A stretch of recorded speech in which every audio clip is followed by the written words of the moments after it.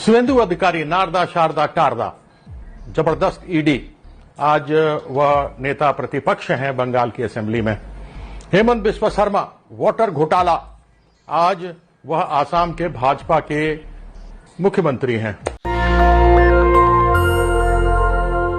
ये वीडियो सुना आपने?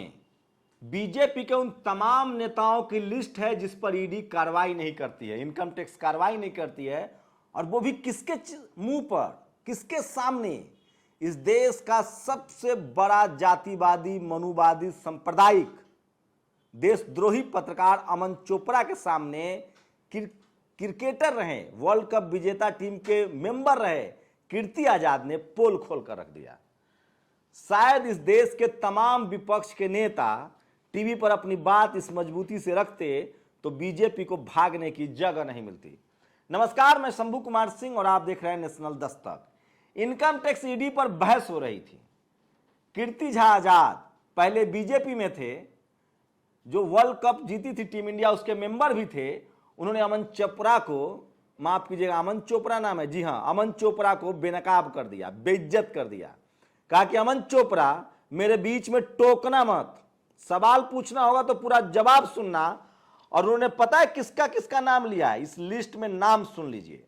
डॉक्टर रमन सिंह पूर्व मुख्यमंत्री छत्तीसगढ़, शिवराज सिंह चौहान वर्तमान में मंत्री मध्य प्रदेश, और उनके ऊपर व्यापम घोटाला, येदुरप्पा माइनिंग घोटाला, रेड्डी ब्रदर्स जो रेड्डी बंधु थे, इन सबों के ऊपर ईडी लगी थी। शुभेंदु अधिकारी, हेमंत बिस्वा शर्मा, शुभेंदु अधिकारी विपक्ष के बीजेपी के नेता हैं पश्चिम बंगाल में। हेमंत बिस्वा शर्मा असम के मुख्यमंत्री, रमन सिंह छत्तीसगढ़ के पूर्व मुख्यमंत्री, शिवराज सिंह मध्य प्रदेश के मुख्यमंत्री, येदुरप्पा कर्नाटक के पूर्व मुख्यमंत्री, रेड्डी ब्रदर्स, सुषमा स्वराज जिसे भाई कहती थी, इन सबके घोटाले पर ईडी ने क्यों लगाया ताला? बाकाई ईडी निष्पक्ष है। सोचिए, इस एक वीडियो ने सोशल मीडिया पर बवाल काट दिया है। लोग सवाल पूछ रहे हैं कि आखिर इन पर कार्रवाई कब होगी। सोचिए, इस देश के टीवी और अखबार में एक दिन बहस चल जाए बीजेपी के भ्रष्टाचार पर तो ये सरकार गिर जाएगी। मध्य प्रदेश में 100 करोड़ का डैम एक साल नहीं हुआ है, पानी में बह गया। कोई खबर देखी आपने? लेकिन अब खबर क्या चला रही है मीडिया का पूरा फोकस बिहार पर है। नौकरी मांगी जा रही है। तेजस्वी यादव से पूछा गया कि अब बताइए 10 लाख नौकरी कब देंगे? यह दाव उल्टा पड़ गया। तेजस्वी यादव ने बॉल घुमा दिया और कहा कि मोदी जी से पूछिए कि 2 करोड़ नौकरी कब मिलेगी। तेजस्वी यादव स्वास्थ्य मंत्री बने हैं, कल ही उन्होंने शपथ लिया था। 35,000 नौकरियों का ऐलान हो चुका है स्वास्थ्य विभाग में। 35,000 लोगों की वैकेंसी होगी। काश इस देश में रोजगार की राजनीति शुरू हो जाए तो कम से कम सवर्ण युवाओं का ही भला हो जाएगा। 22 करोड़ एप्लीकेशन आए थे, 7 लाख लोगों को नौकरी मिली है, तो कल्पना कीजिए कि कितने करोड़ लोग इस देश में बेरोजगार होंगे। लेकिन खबर उससे कहीं बड़ी है जो मैं चाहता हूं आपको बताना। सोशल मीडिया पर यह वीडियो और वायरल हो रहा है। एक शख्स ने बीजेपी के तिरंगा अभियान की पोल खोल दी और उस इंडिया गेट पर तिरंगा झंडा नहीं लगा हुआ था और बीजेपी हर घर में झंडा फहरा रही थी। 20-20 रुपए में झंडा बेचा है बीजेपी ने। सोचिए, अगर 20 करोड़ लोगों ने भी झंडा खरीदा है तो कितना बड़ा कारोबार किया है बीजेपी ने। लेकिन उससे भी बड़ी खबर आ रही है जो कोई टीवी अखबार आपको नहीं बताएगा। बीजेपी में बगावत शुरू हो गई है। संसदीय बोर्ड में 3 लोगों को निकाल दिया गया है। नितिन गडकरी को निकाल दिया गया है, शिवराज सिंह चौहान को निकाल दिया गया है और योगी आदित्यनाथ को निकाल दिया गया है। सोचिए, 2 मुख्यमंत्री और इस देश के केंद्रीय मंत्री नितिन गडकरी को निकाल दिया गया। तो ये मत समझिए कि सब कुछ वैसा ही है। अंदर खाने बहुत कुछ पक रहा है और इसकी भनक नीतीश कुमार को, और इसीलिए वो कह रहे हैं कि जो 2014 में आए थे वो गारंटी है कि 2024 में तो नहीं रहेंगे। अब सोचिए कि 3 बड़ी खबरें हैं। अगर यही किसी दूसरी पार्टी में होता तो मीडिया ने अब तक उस पार्टी के अध्यक्ष का इस्तीफा ले लिया होता। तो संसदीय बोर्ड से नितिन गडकरी को बाहर कर दिया गया है, शिवराज सिंह चौहान को बाहर कर दिया गया है। वहीं कर्नाटक में चुनाव है तो येदुरप्पा को ले लिया गया है। राजस्थान में चुनाव है तो धनखड़ उपराष्ट्रपति होंगे। बीजेपी की सारी रणनीति जो है वो चुनाव को देखकर होती है। करना भी चाहिए। लेकिन उससे भी बड़ी खबर बता रहा हूं, बिहार में सबसे ज्यादा 17 पिछड़े मंत्री बनाए गए हैं, 5 शेड्यूल कास्ट, 5 माइनॉरिटी और 6 सवर्ण। मेरे हिसाब से सवर्णों की संख्या एक ज्यादा है। 17 बैकवर्ड क्लासेस के हैं, 5 शेड्यूल कास्ट के हैं, 5 माइनॉरिटी से हैं और 6 सवर्ण समाज से। एक ज्यादा है, नहीं होना चाहिए था।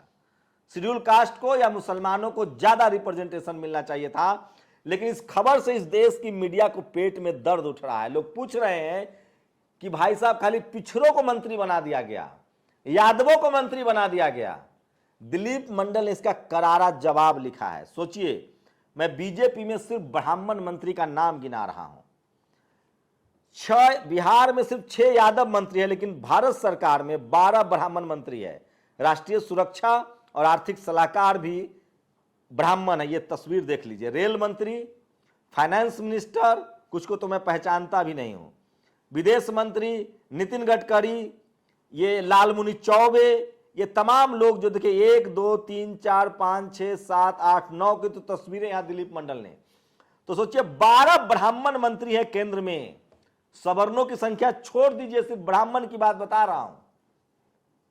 उसमें क्षत्रिय और वैश्य समाज के लोगों को छोड़ दीजिए। तो सोचिए, बीजेपी दूध की धुली नहीं है। जो दूसरों पर सवाल उठाती है उसके ऊपर खुद सवाल उठते हैं।